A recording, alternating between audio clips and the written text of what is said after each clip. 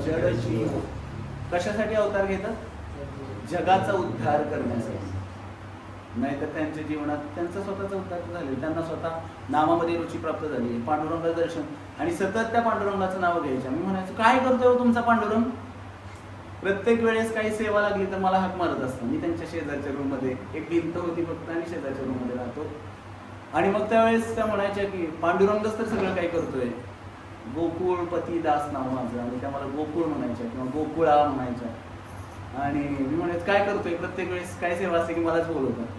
सगळ्या सेवा तोच करतोय. म्हणजे तो भेटलाय का तुम्हाला? म्हणलं भेटलाय का? हो म्हणजे भेटलाय मला, पांडुरंग भेटलाय. 40 वर्ष सेवा केल्यानंतर का नाही भेटणार पांडुरंग? आणि एवढं भजन साधन केल्यानंतर, आणि जे कोणी येतील, त्या शिकलेल्या नव्हत्या तशा, पण जे कोणी येतील त्यांना त्या सर्वांना सांगायच्या, कंठी निर्वा तुळशी, व्रत करा एकादशी, डोक्याला तिलक लावा, आणि विशेष करून स्त्रिया असतील तर त्यांना सांगायचे पदर घ्या बायानो, पदर घ्या.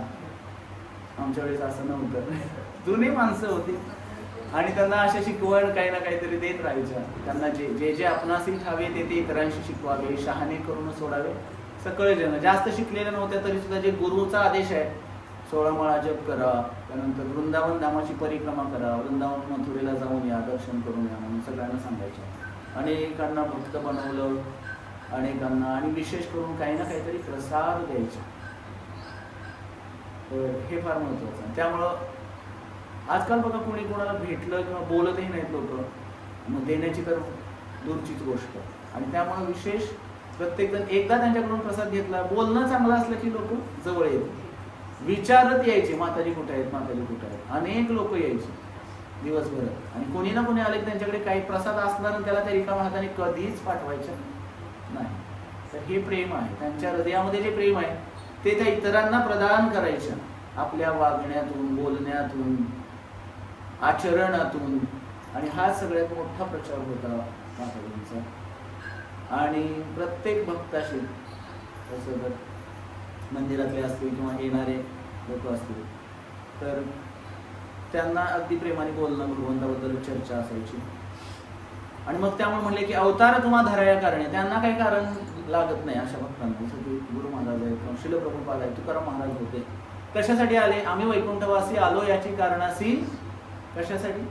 हरिनामाचा प्रचार करण्यासाठी. प्रचार प्रसाराचं कार्य हे संतांचं आहे. धर्माचा प्रचार करण्यासाठी येतात. त्यांना काय या जड जगाशी घेणं देणं आहे का? नाही. श्रील प्रभुपाद सुद्धा या ठिकाणी जेव्हा प्रभुपाद आले किंवा प्रभुपादांना यायच्या अगोदर भगवंत अशा भक्तांना पाठवतात.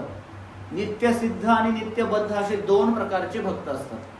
तर आम्ही नित्यबद्ध म्हणजे मी तर आहे स्वतः, आणि नित्यमुक्तही असतात, नित्यसिद्ध, जसं श्रील प्रभुपाद होते, तुकाराम महाराज होते. म्हणजे ते भक्तच आहेत. त्यांना इथं येऊन कोणीतरी म्हणावं की तुम्ही हरिनाम घ्या, कोणीतरी म्हणावं तुम्ही पांडुरंगाची भक्ती करा, अशी गरज लागत नाही. ते ऑलरेडीच भक्त असतात. आणि ते मग इतरांचा उद्धार करण्यासाठी त्यांना पाठवलं जातं. मग भगवंतांनी श्रील प्रभुपादांना सांगितलं की तुम्हाला खाली जावं लागेल, या सगळ्या जगामध्ये प्रचार कार्य करण्यासाठी जावं लागेल. प्रभुपाद सुरुवातीला म्हणले मी जाणार नाही. ह्या अशा भौतिक जगामध्ये, हे भौतिक जग कसं आहे, काय म्हणलेलं आहे या जगाला? दुःखालयम अशाश्वतम, किंवा या जगाला मैथून आगार, अशा घाणेरड्या ठिकाणी मी जाणार नाही म्हणले प्रभुपाद. हे भौतिक जग, ज्या ठिकाणी आपण आहोत. आणि काही लोकांना वाटतं की हे जग लई चांगलं आहे. चांगलं आहे का जग? नाही. आहे का जग चांगलं? नाही. पण आम्हाला काय वाटतं, आम्ही चांगली घरं बांधली, त्या घरात चांगल्या लाईटी लावल्या, लाईट्स लावल्या, किंवा त्या घरात चांगलं फॅन लावला, AC लावला, चांगला बेड घेतला, सगळं काही केलं तरी घर कितीही चांगलं बनवा, कितीही चांगलं राहावं, पण जन्म मृत्यू जरा व्याधीतून सुटका नाही. ती सुटका कधी होणार आहे?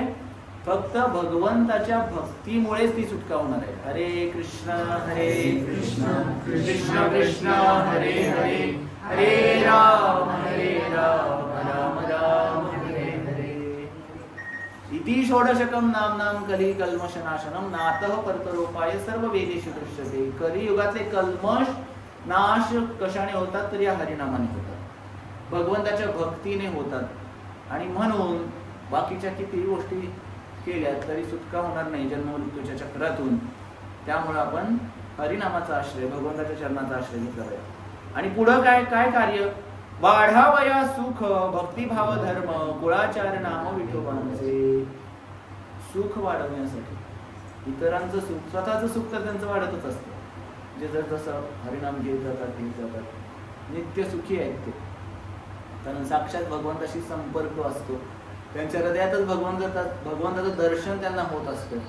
आणि त्यामुळं वाढावया सुख भक्तिभाव धर्म कुळाचार नाम विठोबांचे. त्यांचा कुळाचा आचार, त्यांना एकच ध्यास हरिनामाचा होतो, बाकी काहीच नाही. तुकाराम महाराज जिकडे जाईल तिकडं नामसंकीर्तनच करायचे. आणि असे जे संत आहेत ते सतत नामाचाच विचार नामस्मरणामध्ये गुंतलेले असतात. आणि शेवटी म्हणजे तुका म्हणे गुण चंदनाचे अंगी तैसे तुम्ही जगी संत जन. चंदनाचे गुण, चंदन काय करतं? स्वतः उगळती झिजतं, स्वतः झिजतं. चंदनापरी देह झिजवला आणि कष्टातून वसंत फुलवला असं काही म्हणतात. तर चंदनाचा वास सुगंध सगळीकडे पसरत असतो, स्वतः झिजून सुगंध सगळीकडे पसरवतं ते चंदन. तसं हे संत मायबाप स्वतःला कितीही कष्ट झालं, त्रास झाला तरी ते सहन करतात. तुका म्हणे तोची संत सोशी जगाचे आघात. संत त्यालाच म्हटलं पाहिजे जो कष्ट सहन करू शकतो. नाहीतर मग सगळं काही ऐशो आरामात चाललेलं आहे आणि मग कसला संतन काय. त्याला असू शकतं काही संतांचा तसंही भगवंत, तसंही काही परिस्थिती असू शकते.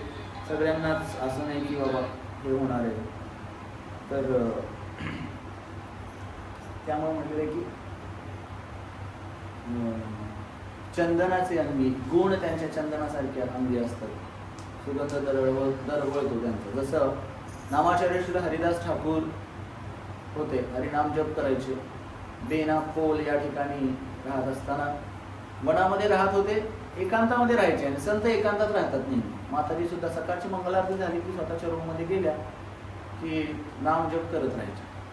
संध्याकाळी परत संध्याकाळच्या आरतीला वगैरे दिसायच्या बाहेर. तर जवळजवळ 80-85 वर्ष वय होतं. हातामध्ये काठी असायची, पण कधी कुठलाही नियम चुकवायचे नाही. दररोज आवळ्याच्या झाडाला पाणी घालणं, तुळशीला पाणी घालणं, तुळशीला दिवा लावणं, संध्याकाळच्या आरतीचा तो दिवा, सकाळची आरती करणं, विशेष करून एकादशीला डोक्यावरून अंघोळ करायच्या.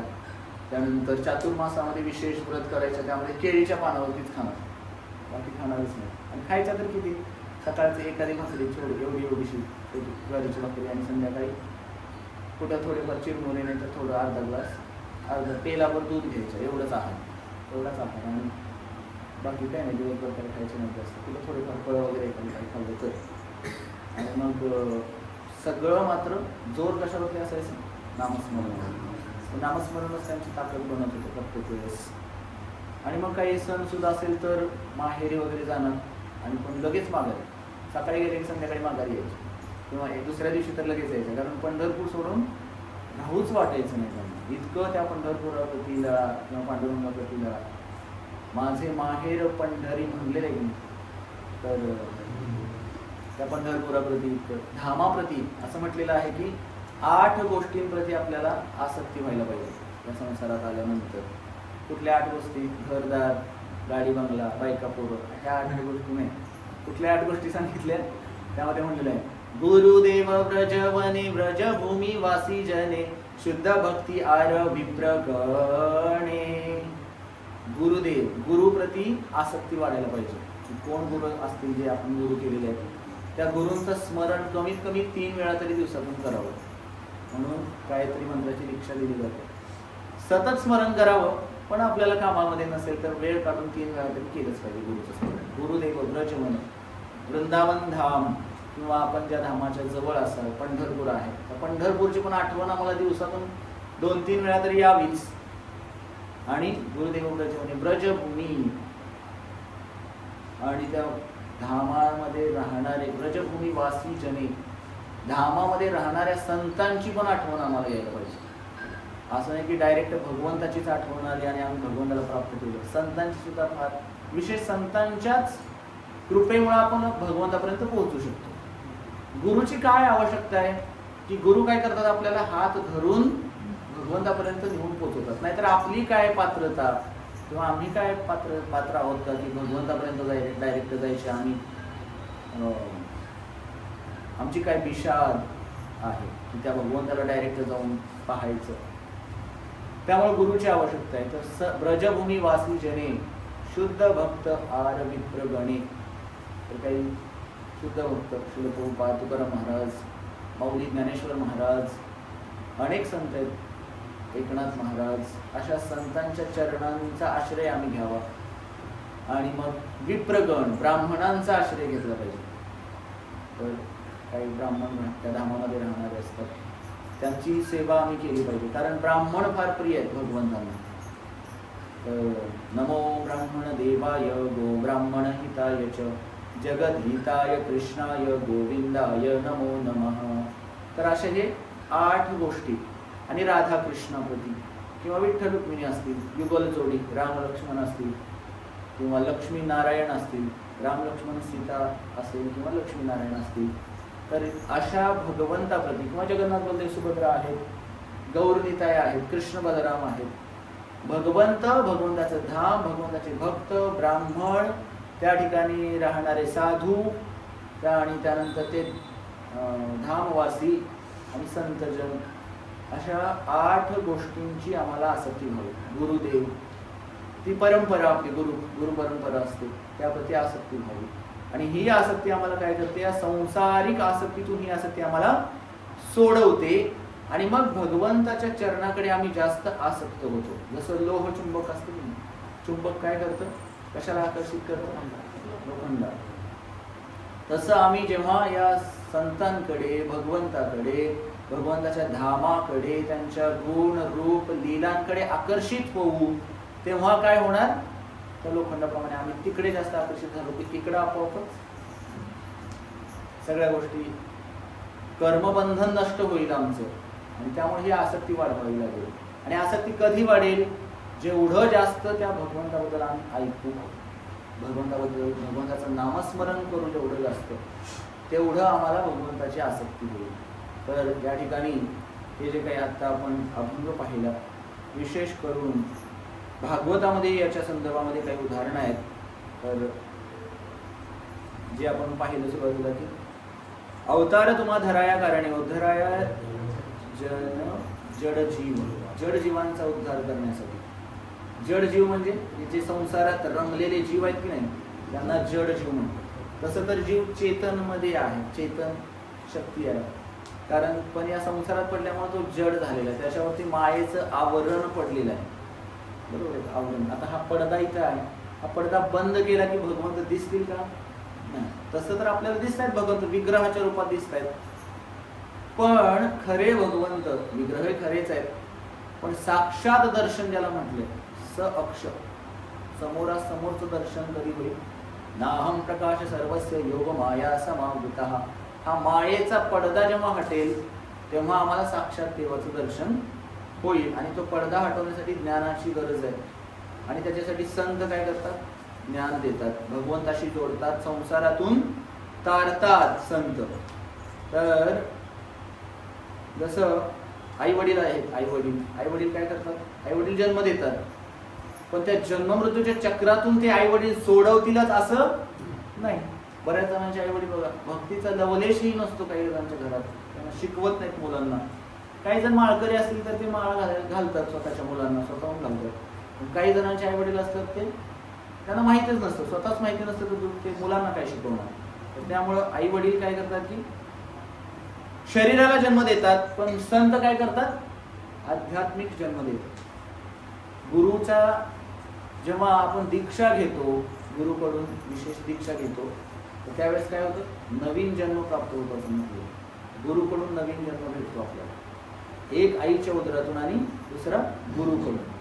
तर आई तर हे शरीर दिलं आईने, म्हणून आई पण तितकीच महत्वाची आहे. पण गुरुला पण गुरु माऊली म्हणतात ना, गुरु माऊली का म्हणतात, गुरु पण आई आहे, कारण गुरु जन्म देतात, नवीन जन्म देतात आपल्याला. तर तसं त्यामधून म्हटलेलं आहे, भगवद्गीतेमध्ये म्हटलेलं आहे की संत ज्ञान पण देतात, आध्यात्मिक जीवनामध्ये ज्ञान देतात संत. गीतेमध्ये म्हटलेलं आहे, तद्विधी प्रणिपातेन परिप्रश्नेन सेवया उपदेक्षन्ति ते ज्ञानं ज्ञानिनस्तत्वदर्शिनः. संतांची सेवा केल्यानंतर संत काय करतात, आपल्याला दर्शन देतात. तद्विधी प्रणिपातेन, जाऊन त्यांना प्रणाम करा. सर्व्हिस, सरेंडर, सबमिसिव्ह इन्क्वायरी, 3 गोष्टी म्हणले त्याच्यात. तर शरणागती, जाऊन प्रणाम केला पाहिजे आणि सेवा केली पाहिजे आणि त्यानंतर नम्र होऊन प्रश्न विचारले पाहिजे. काय प्रश्न विचारणार? नवीन मोबाईल कुठला आलाय, नवीन पिक्चर कुठला आलाय, असले प्रश्न नाही विचारायचे. त्या ठिकाणी आध्यात्मिक चर्चा करायची. मी कोण आहे, भगवंत कोण आहेत, मला भगवत प्राप्ती कशी होऊ शकते, मी काय सेवा करू गुरुदेव. तर अशा प्रकारची प्रश्न आपण विचारल्यानंतर भगवंतांना कसं प्राप्त करायचं किंवा आध्यात्मिक जीवनात प्रगती कशी करता येईल या संबंधीचे प्रश्न आपण त्यांना विचारल्यानंतर संत मायबाप आपल्याला ते ज्ञान देतात. आणि भागवतामध्येही उदाहरण आलेलं आहे. जसं ज्ञान देतात त्याचं उदाहरण नारद आणि ध्रुव महाराज. ध्रुव महाराज काय केले? जेव्हा उत्तानपाद राजाच्या मांडीवरती बसलेले होते आणि त्यांची सावत्राई येते, सुरुची त्यांना ओढून बाहेर काढते. ध्रुव महाराजांना राग येतो आणि म्हणते, तुला जर तिथं बसायचं असेल तर माझ्या उदरातून जन्म घ्यावा लागेल, या जन्मात तू बसू शकत नाहीस. आणि मग ध्रुव रागाला जातात. क्षत्रिय होते, आईकडे गेले, म्हणजे मला माझ्या पित्यापेक्षा नाही तर आजोबापेक्षा मोठं राज्य पाहिजे. कुठं भेटेल, कुणाकडे जाऊ? आई म्हणते, भगवंताकडे जा, देव सगळं काही देतो, देणारे सगळे भगवंत आहेत, कारण सगळं काही भगवंतांपासूनच येतं. राज्य तर कुठून येणार? भगवंताकडून येणार. आणि मग जा म्हणे. कुठं भेटतील भगवंत? जंगलात जा म्हणे, वनात जा, तपस्या कर. मनुष्य जीवनाचा उद्देश काय आहे? तपस्या केली पाहिजे. त्या मनुष्य जीवनात आल्यानंतर काय तपस्या आहे? भगवंताची भक्ती करणं ही तपस्या. आणि मग ते वनात गेले त्यांनी, आणि जाताना नारद मुनी भेटले. नारद मुनी म्हणतात, अरे तू लहान आहेस अजून, तू विटी दांडू खेळण्याचं वय आहे म्हणे, कशाला तपस्या आणि ह्याच्या नादाला लागलाय? ध्रुव महाराज हट्टाला पेटलेले होते, मला भगवंत प्राप्ती करायचीच आहे. ध्रुव महाराज म्हणले, तुम्हाला मार्गदर्शन करायचं असेल तर करा, नसेल तर माझा रस्ता मोकळा करा. मला नारदांनी बघितलं एवढी त्याची निष्ठा आहे त्या ध्रुव महाराजांची, तर त्यांनी काय केलं की त्यांना मंत्र दिला, ओम नमो भगवते वासुदेवाय. आणि मग त्या मंत्राचा जप केल्यानंतर भगवंत प्रकट झाले ध्रुव महाराजांच्या समोर, भगवंताला प्राप्त केलं. आणि मग नारद गुरु आहेत, तर पुन्हा तो तुम्ही संत मायबाप कृपावंत, जड जीवांचा उद्धार करण्यासाठी ते आलेले असतात. ह्याचं हे शास्त्रामधलं उदाहरण आहे की कशा प्रकारे संतजन जड जीवांचा उद्धार करण्यासाठी भेटतात. दुसरं आहे, काय सांगू उपकार तुमचे, तर त्यांचे उपकार मोजता येण्यासारखे नाहीयेत. आणि कारण ते जे देतात ते कुठल्याही या भौतिक जगात त्याची तुलना, त्याचं मोजमाप करता न येण्यासारखं आहे. एका संताची जर कृपा झाली तर त्या व्यक्तीचं संपूर्ण जीवनच बदलून जातं. जसं श्रील प्रभुपाद अमेरिकेमध्ये गेलेले होते आणि अमेरिकेमध्ये गेल्यानंतर तिथं सगळे दारू, अफू, गांजा पिणारे लोक, आणि मग तिथे जाऊन श्रील प्रभुपादांनी हे हरे कृष्ण आंदोलन चालू केलं, हरे कृष्ण मंत्र सगळ्यांना दिला. आणि मग सगळ्या लोकांमध्ये हळूहळू बदल व्हायला लागला. ते लोक डोक्याला तिलक लावायला लागले, त्यांनी तुळशीच्या माळा घातल्या, हरिनामाचा जप करायला लागले. काही लोकांना कपडे सुद्धा घालायचं माहिती नव्हतं, ते साड्या नेसायला लागले, भारतीय संस्कृती स्वीकारली त्यांनी. आणि मग विवाह एकमेकांमध्ये, विशेष करून वैदिक पद्धतीनं विवाह करून दिले श्रील प्रभुपादांनी त्यांचे. आणि मग श्रील प्रभुपाद त्यांना भारतामध्ये घेऊन आले. वृंदावन त्यांना कधी माहीतच नव्हतं, त्यांना माहित नव्हतं कृष्ण कोण आहे, त्यांना माहिती नव्हतं भगवंत कोण आहेत, राम कोण आहेत, त्यांना माहिती नव्हतं वृंदावन कुठे आहे, त्यांना काहीच माहिती नव्हतं. मग ही संतांची कृपा. आणि मग अशी ही अहैतुकी कृपा असते संतांची. त्याच्या बदल्यात ते काय घेतात का हो? बऱ्याच ठिकाणी जेव्हा तुम्ही जाता, अंगारा धुपारा काहीतरी केल्यानंतर दक्षिणा मागून घेतात लोक, फुकट काही देत नाही. आजकाल पाणी सुद्धा प्यायला फुकट भेटत नाही. पण संतजनांची कृपा इतके उदार असतात, उदार चरितानाम, इतके उदार की ते बोलायला नको. नमो महावदान्याय कृष्ण प्रेम प्रदायते कृष्णाय कृष्ण चैतन्य नामने गौरद्विषे नमः. चैतन्य महाप्रभूंना महावदान्याय म्हटलेले आहे आणि त्यांचे जे भक्त आहेत हे त्यांच्यापेक्षा उदार, भगवंतापेक्षा भगवंताचे भक्त अधिक दयाळू असतात. जसं बांबू असतो, बांबू दिंडीमध्ये घेऊन येतात की नाही, झेंडा घेऊन येतात, तर ते बांबू वाकतो का? नाही, वाकला तर मोडेल, तुटेल पण, मोडेल पण, वाकणार नाही. अशी त्या बांबूचा स्वभाव आहे. पण त्या बांबूला सुद्धा संत तुकाराम महाराजांचे सारखे संत काय केले की उचलून आणलं, त्याला उचलून खांद्यावरती घेऊन पंढरपूरला त्या बांबूला. त्याचा स्वभाव तो सोडायला तयार नाही. पण अशा व्यक्तींना सुद्धा जड जीव असे असतात की आम्ही त्यांना कितीही सांगितलं तरी ते कुत्र्याचं शेपूट वाकडं ते वाकडच असते. त्याप्रमाणे तसं तो बांबू तो वाकायलाही तयार नव्हता. पण संतजन काय करतात, ठीक आहे वाकू नको, तुला आम्ही उचलूनच घेऊन जातो. सगळे जण काय करतात, झेंडा घेऊन येतात, त्याला त्या बांबूला ते स्थान त्यांनी दिलं. तर अशा प्रकारे संतजन आहेत. तर असे संतजन असा संतांच्या चरणी माझा हा विश्वास. त्यांच्या चरणी जर विश्वास ठेवला तर भगवत प्राप्ती सहज शक्य होते, लवकर शक्य होते. त्यामुळं संतांच्या चरणांवरती विश्वास ठेवायला पाहिजे. संत जे सांगतात तसं वागलं पाहिजे, तसं आचरण केलं पाहिजे. आणि स्वतःच्या आचरणातून शिकवतात संत. बोले तैसा चाले त्याची वंदावी पाऊले. नाहीतर मग काही सांगतात एक आणि करणारे एक वेगळं, असेही काही असतं. त्यांना संत म्हणता येईल नाही बऱ्याच वेळेला. तर त्यामुळं विशेष हे जे हरे कृष्ण आंदोलन आहे किंवा अनेक बाकीचे इतरही संत आहेतच, अनेक संप्रदाय आहेत, त्या सगळ्या संप्रदायामध्ये संत आहेत. आणि त्या संतांच्या आदेशानुसार जर आपण भगवत भक्ती केली तर भगवंत आपल्यापासून दूर नाही आहेत जास्त. भगवंत आपल्याला भेटले, संत भेटले म्हणजे भगवंत भेटतातच. कारण त्या संतांची तेवढी कृपाच असते. कारण त्या संतांनी दर्शन केलेलं असतं त्या भगवंताचं. आणि भगवंत त्यांच्या हृदयामध्ये सतत वास करत असतात. ज्या ठिकाणी संत जातील त्या ठिकाणी धामच तयार होतं. आता आपण या ठिकाणी कीर्तन केलं म्हणून भगवंत प्रकट झाले नामाच्या रूपाने, शास्त्राच्या या ज्ञानाच्या रूपाने भगवंत प्रकट झाले. आणि आता आरती होईल, प्रसादाच्या रूपाने भगवंत प्रकट होतील. तर अनेक पद्धतीने भगवंत प्रकट होत राहतात. त्यामुळे संतांच्या चरणाचा आश्रय घेतला पाहिजे. आणि हे जे आंतरराष्ट्रीय कृष्ण भवनामृत संघ इस्कॉन फार मोठी संस्था श्री प्रभुपादांनी स्थापन केली. का तर सगळ्यां जे जड जीव संतांपर्यंत पोहोचू शकत नाहीत तर संतांनी त्यांच्यापर्यंत पोहोचावं म्हणून. म्हणजे श्री प्रभुपादांची इच्छा होती की प्रत्येकाला सत्संग भेटला पाहिजे. त्यामुळे हरे कृष्णाचे भक्त काय करत असतात, गावोगावी सत्संग करतात, गावोगावी हरिनाम करतात, जेणेकरून अनेक जीव भगवंताकडे आकर्षित होतील आणि भगवंताच्या चरणाचा आश्रय घेऊन त्यांना हरिनाम प्राप्त होईल, त्यांना भगवंताची भक्ती प्राप्त होईल. हाच प्रचार प्रसाराचा उद्देश घेऊनच संतांनी जन्म घेतलेला असतो. आणि आपण आपल्या जन्माचं सार्थक करण्यासाठी त्या संतांच्या चरणांचा आश्रय घेतला पाहिजे. तुम्ही संत मायबाप कृपावंत. आणि मग अशा संतांच्या चरणांचा आश्रय. हरे कृष्ण कृष्ण कृष्ण हरे हरे, हरे राम